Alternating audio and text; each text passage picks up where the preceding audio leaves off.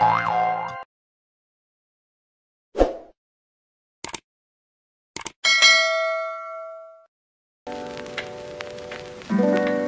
ini gue mau ceritain pengalaman seorang anak kecil perempuan.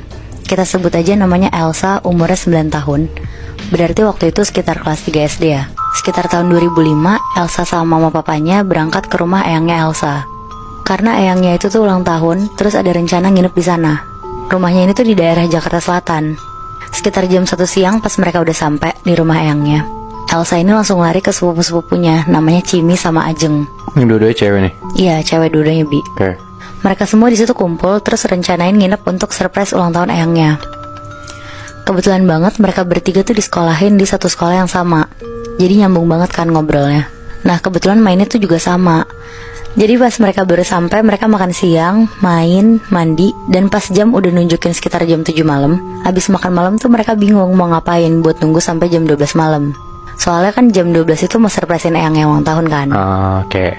Terus si Cimi nih bilang ke mereka berdua, kita main kayak yang di sekolah itu yuk. Nah, Ajeng kaget terus bilang, hah, kamu mau main Bloody Mary, Cim? Terus Cimi bilang, iya kayak teman-teman kita, Jeng. Tapi katanya mereka kan gak kenapa-napa. Yuk kita coba. Wah, anjir. Jadi mereka bertiga tuh sekolah di international school. Makanya mainnya tuh kayak Bloody Mary gitu, Bi.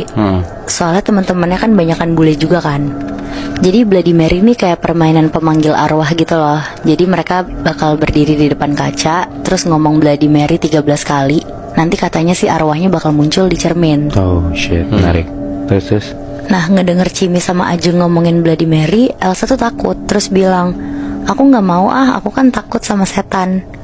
Terus Cimi bilang, enggak Sa, kamu tenang aja, teman-teman kita di kelas tuh gak didatengin setan. Nah, si Elsa tapi tetap kekeh bilang, tapi kamu tahu kan Cim, rumah eyang tuh suka serem, suka ada setannya. Pokoknya di situ Cimi tuh ngeyakinin Elsa kalau nggak ada apa-apa, dan akhirnya Elsa tuh setuju buat main itu. Sekitar jam 8 malam, mereka bertiga jalan ke kamar mandi di dalam kamar eyangnya. Sambil bawa satu lilin dan korek, mereka masuk satu-satu ke kamar mandi. Nah, jadi kamar mandi eyangnya nih ya, begitu mereka masuk kamar mandi, di depannya tuh ada bathtub. Nah, di seberang bathtub tuh ada cermin lumayan gede, dan di bawah cerminnya itu tuh ada wastafel. Kebayang gak? Iya. Terus Ajeng tuh bilang, Cim, kamu aja yang manggil ya, kita di sebelah kamu. Karena Cimi ini juga paling tomboy dan gak takutan, akhirnya Cimi ngeiyain dan dia yang manggil. Lampu kamar mandinya mereka matiin, dan Ajeng nyalain lilin. Di depan cermin itu tuh cuma ada Cimi posisinya. Elsa sama Ajeng ada di kanan kirinya Cimi, tapi gak kelihatan dari cermin. Oke. Cimi bilang, mulai ya. Ajeng ngitung 1, 2, 3. Cimi mulai manggil, Bloody Mary, Bloody Mary, Bloody Mary, sampai 13 kali. Tapi pas panggilan ke-9, tiba-tiba ada angin kenceng dan lilinnya yang dinyalain itu tuh mati. Oh shit. Jadi mereka gelap-gelapan, dan di situ tuh Elsa udah lari meluk Ajeng. Terus dia tuh bilang, udah. Sambil Cimi ngelanjutin manggil Bloody Mary, dia tuh ngelanjutin sampai panggilan ke-13 kan. Ajeng nyalain lilinnya lagi pakai korek biar nggak gelap. Pas udah 13 kali manggil, tiba-tiba ya, dari dalam cermin ya, muncul samar-samar sosok perempuan, pakai topi bulat gede, sarung tangan, dan dress warna putih panjang. Kalau dilihat dari mukanya ya, ini tuh kayak noni-noni Belanda. Lama-lama sosok itu dari yang samar-samar jadi nyata banget, bener-bener kelihatan. Di situ mereka bertiga teriak kencang banget dan langsung buka pintu kamar mandi, terus lari keluar. Pas mereka lari-lari keluar sambil ngos-ngosan, ternyata itu tuh di jam 11 malam. Terus mereka bertiga juga gak berani ngomong apa-apa ke orang tua mereka, bahkan eyangnya. Di situ Elsa marah-marah ke Cimi, bilang, kamu sih Cim, aku kan udah bilang rumah eyang tuh banyak setan, soalnya ini rumah tua. Tapi tahu gak sih, Cimi tuh malah ketawa-tawa, terus bilang, Elsa, seru tahu kita bisa manggil setan. Ajeng cuma bisa nenangin Elsa, terus bilang ke Cimi, jangan kayak gitu, soalnya Elsa tuh paling kecil kan di antara mereka. Akhirnya jam 12 malam mereka surprisein eyangnya ulang tahun bareng mama papanya semuanya. Setelah surprisein, mereka udah ngantuk, terus siap-siap mau tidur kan. Nah, biasanya kalau mereka persepupuan ini tuh kalau nginep, tidurnya di kamar eyangnya bertiga, terus eyangnya tuh tidur di kamar lain. Akhirnya mereka bertiga tidur satu kasur. Di kiri Cimi, tengah Elsa, di kanan Ajeng. Nah, terus Tiba-tiba Elsa tuh kebangun karena dia dengar ada suara Cimi nangis. Elsa bingung kan, karena dia ngeliat di kirinya tuh Cimi lagi tidur. Terus Elsa bangunin Ajeng. Jeng, bangun. Kamu dengar suara Cimi kan? Terus Ajeng bilang. Terus Elsa bangunin Ajeng. Jeng, bangun. Kamu dengar suara Cimi kan? Terus Ajeng bilang, hah? Iya, suara Cimi nangis. Tapi benar, pas mereka lihat lagi tuh Cimi tidur. Bahkan nyenyak banget tidurnya. Suara nangis Cimi tuh berubah jadi manggil Elsa sama Ajeng. Elsa, Ajeng, sini. Mereka berdua takut banget dan langsung bangunin Cimi. Cim, bangun Cim, cepetan Cim. Terus Cimi bangun. Apaan sih kalian? Nah, pas banget Cimi ngomong gitu tuh suaranya Cimi yang tadi manggil-manggil tuh hilang. Tapi pas Elsa sama Ajeng dengerin, sumber suaranya tuh dari dalam kamar mandi. Manggil-manggil mereka berdua doang. Elsa, Ajeng, tolong. Di tempat mereka main Bloody Mary tadi, Moebi. Si Cimi gak dengar ada suara itu? Si Cimi tuh gak denger, Moe. Oh. Nah, tapi si Elsa sama Ajeng tuh bilang ke Cimi kalau mereka tuh dengar suaranya jelas banget. Akhirnya Cimi ngajak Elsa sama Ajeng buat masuk ke dalam kamar mandinya.